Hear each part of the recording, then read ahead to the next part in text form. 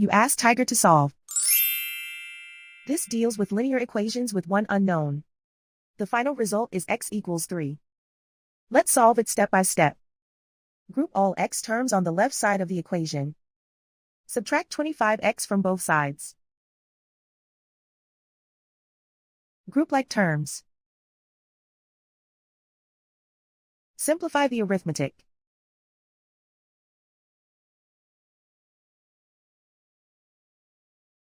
Group all constants on the right side of the equation. Add 15 to both sides.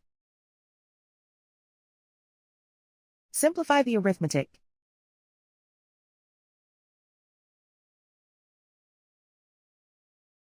Isolate the x.